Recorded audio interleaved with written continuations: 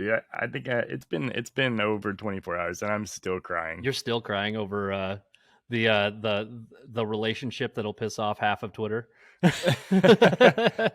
Don't worry, they're still crying too. For very different reasons. 1, 2, 3, 4.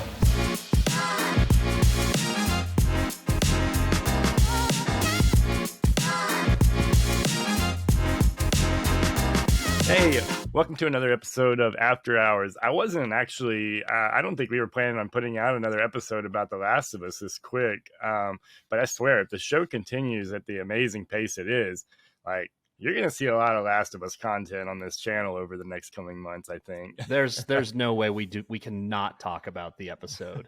That episode. It was just unique. It went in a completely different direction that I thought it was going to go. And yeah, I mean, like you said, I knew what I knew from the game, and I expected, let's build on that a little bit and give it a little bit more backstory. I didn't expect an hour and a half. I didn't expect a full movie about the life of Frank and Bill. Right?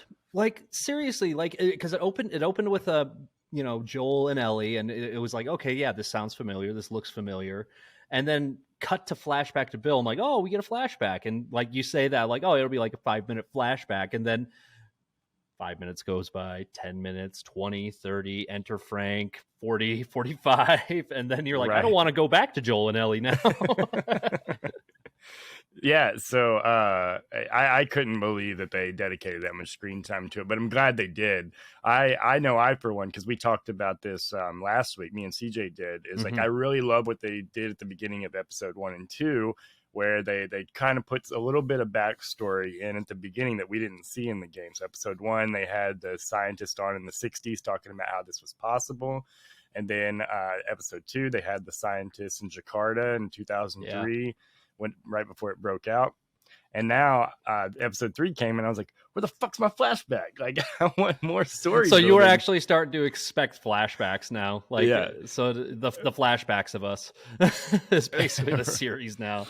Well, I mean, like, as someone who played The Last of Us multiple times, I'm like, I know what happens in the game, right? And obviously they'll change a few things, but I'm really digging like how we're learning more about before Joel and Ellie, about the beginning. Like I said, I might have said in the last episode, or I said it just in private, but I really want to see more building up around like Joe at the beginning of the pandemic, the first couple of years, and how he managed through that. And so while I don't have that yet, it is cool to see some of these other stories like Bill and Frank. Yeah, and And I suspect, at least this is how I hope they're going to do this, because as you play the Last of Us game, you encounter like actually a ton of memorable characters, in which they use those characters as story beats and references, I feel like, in the games. And so when they delved into Bill and they gave him, which the amazing Nick Offerman played him, and I don't know the actor who played Frank though. Murray Bennett, I believe is his name. Murray Bennett, nice. And I think they couldn't have picked anybody. That's not right. Is it not right at all? That's this Australian cricketer. Let's see, Frank, The Last of Us. Wait, where did Murray Bennett come from then? It's something close to that. Trust me. Just Barry Minute. Barry Minute. Barry Minute. While you're looking that up though. Yeah, go ahead. So they used them as story beats, and I felt like they used them as story beats, and now I feel like they're going to take each one of these characters that you encountered, the meaningful ones, and they're going to give them full backstories and full get you attached to them in a way, because by the end of it, Bill in the game is actually a relatively kind of crass, not a lovable person. And at the beginning of the episode, you felt like you got that Bill. You're like, oh yeah. And then you find out that he's just a sweetheart who has good taste in food and music, and he's homosexual, and that's perfecly fine and great. Yeah, and I loved it. And I like that they stuck to it. By the way, it was Murray Bartlett, so I was pretty close. Very close. So I like that they did stick really close to his character in the game. While I don't think, I mean, obviously in The Last of Us, the game, he kind of beats around the bush of he was my partner, and it's a pain in the ass to take care of someone like that, and it's just you shouldn't like other people or take care of other people, right? And so he's kind of like, you get a feeling of like shame from him, right? But then we see Frank invite over Joel and Tess to their house in the show. And while he is on guard holding the pistol to Joel the entire time, he doesn't seem any shame about his sexual orientation or his relationship. And I think that's one stark difference from the character we saw in the game. I think that stark difference came from development from Frank, though, because I feel like with the way they were going is Frank, and they captured this the opposites attract in the most beautiful way. I feel like in the game, because the Joel we get, like he has the greatest line ever. He's like, "Not today, you New World bastard," whatever the fuck he calls it, and then you get this impression of him. He's just this hard, crass survivalist. And then Frank comes, and then you see the relationship blossom, and you could see Bill just start to change a little bit. Yeah, which I think nailed the theming of I think it nailed the theming they were going for, which is change and all that. So you could tell that he still was on his guard almost to the very end. Like, he was still a hard ass, badass dude. He loved his partner, but he was never going to leave that town. No, even if Frank didn't develop some kind of disorder. He was content in his ways. He still, one of my favorite lines was whenever he was like, "I traded Joel one of your guns for some strawberry seeds," and he was like, "Which gun? Which one?" He's like, "It was a small one." See, and to add to that, like, I love that they're taking, like, because clearly the world going to shit and being infected is not normal. Like, it's not a normal thing that happens in day-to-day life. But the fact that this is the world they live in now, where they barter their things, and they that is now a regular couple like argument. It's like, which guns you trade away. It's, I mean, maybe in the southern states they might have that argument, but I don't know. So like you, probably my immediate reaction after finishing that episode was, oh my God, that was one of the best episodes of television I've seen in a long time. And as you know, I watch a lot of television. Yeah. and two was, man, this is going to be a very divisive episode on the internet tomorrow. And you know what? Like I said a while ago, I'm glad that I took the 24 hours because I got to see social media react to this. I went and read reviews, I read articles, all that good stuff. I am positively surprised that the vast majority of things I saw were good. Yeah, I intentionally avoided social media because that episode actually left this very, very kind of like warm, like wholesome, like heartwarming feeling in there. I didn't want some internet douchebag to like pop in with their stupid opinions and ruin that for me. It's just like, it was one of those things where, like, I'm going to like love, or like, if the world hates this episode, I'm still going to love it, and it'll be my episode. If the world loves this episode, then we can all love the episode. But you said, I guarantee there were some people that were, oh sure, and for every one person out there that was like, oh, I can't believe that they, and half of it was like, oh, this is queer bait, and half were like, oh, this is I can't believe they didn't do the scene where Joel was hanging upside down and we got our first bloater and there was all that action. And it's like, cool, dude, but like, that can still happen. It just didn't happen to happen at that moment in time. I don't want to see a bloater on episode 3. I want that to be a big thing, right? Yeah. Like, I want to wait a little bit longer before we see that, because that's going to be a big deal. They did do some nods to the hat. Like, so far in the 3 episodes we've gotten, they have done some nods to the hat, though, or a tip of the hat to like some of the things that happen in the game, like him building the battery and the truck battery. It's a throwaway line where he's like, "Yeah, I just built a truck battery," and yeah, and then they do like the stuff with the board, the ladder, the boost, and everything. They're doing like nods to the game, which I think is almost more of an honor to the game than actually shot for shotting each episode of the game and everything. I agree. So. You know, like it's those small attention to details that really kind of remind you, like, okay, they did their research. They know what they're doing, and I have full faith, especially after that episode. And it's okay. And I'll say this to like a lot of the people who are like saying, I didn't get the bloater in episode 3. They didn't do the upside. It's such an emotional series. The game is emotional with deep characters. It's 100% character driven. I want them to do more episodes like this where they let the characters marinate and they let the characters flourish and they give us a reason to care about them. You know, there's something stupid my theater teacher used to say back in like the days, like they call them characters because you're supposed to care about them. and I don't know. It's just the first thing that I thought of when I was watching the episode last night. So. No, I mean, that makes total sense.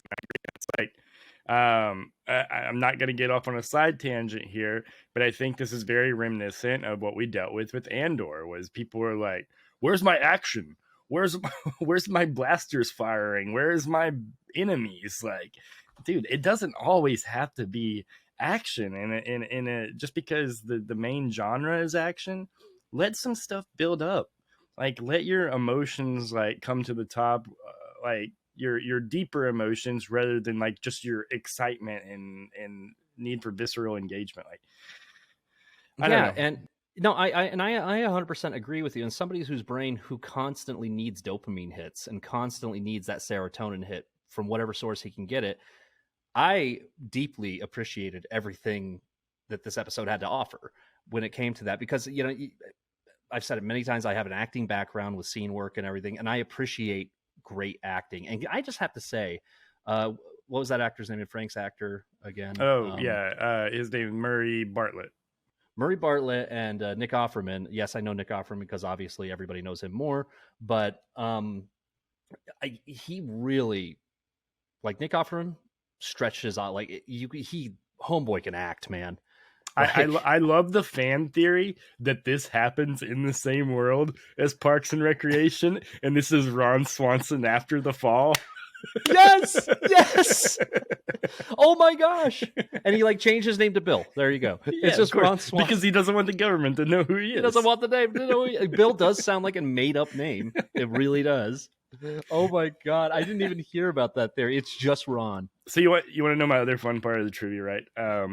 So if you watch the after credits where the creators kind of dive into the show and the reasons for the choices, Neil Druckmann and Craig Mazin are on there, and they're talking about why they went this direction as opposed to the direction in the game. And it's really deep.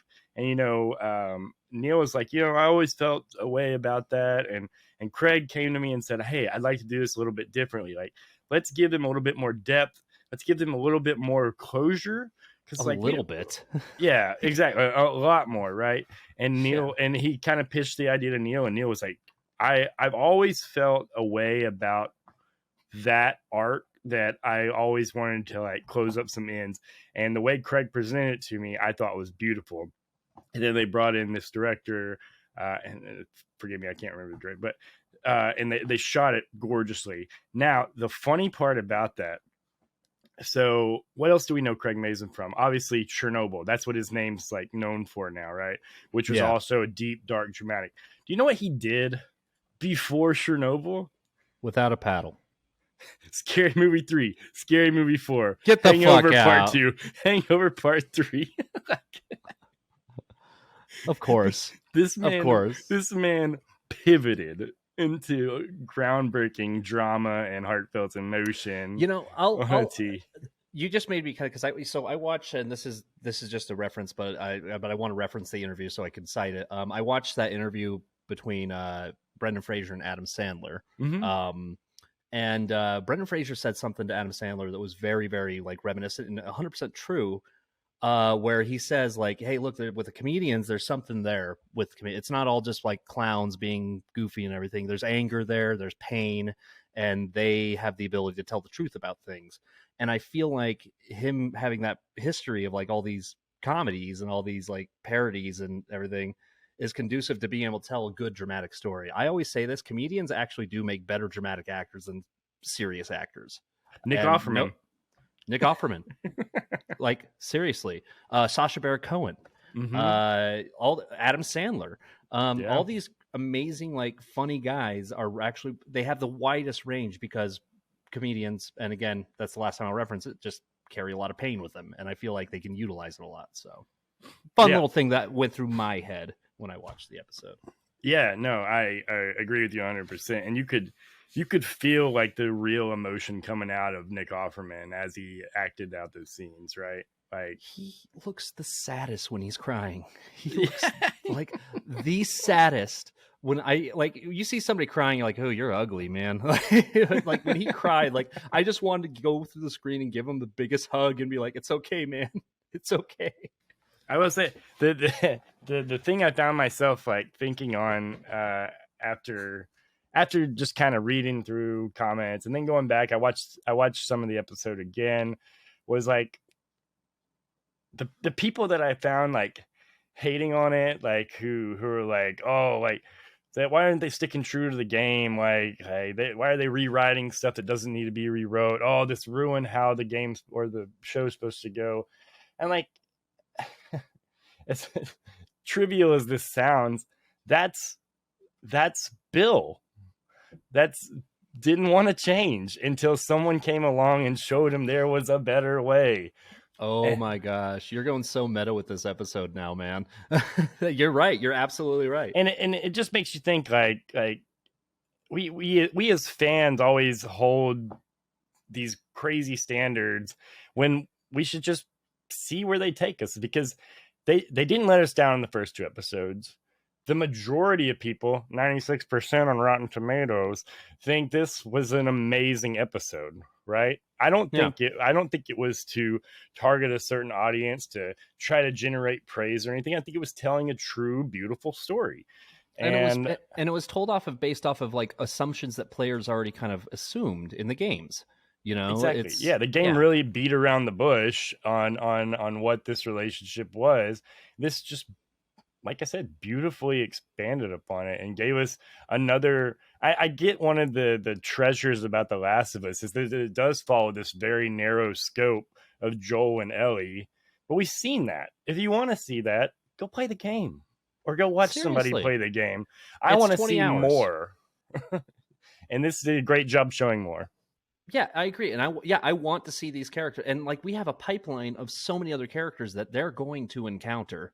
And I want to know about them more. I want to know, and I want them to cross even to Last of Us 2 territory and see how and I'll just say this now. If you haven't played Last of Us 2, or Last of Us 2 or any of the Last of Us games and you're just watching the show, they're going to get a lot more controversial in future episodes, just so you know.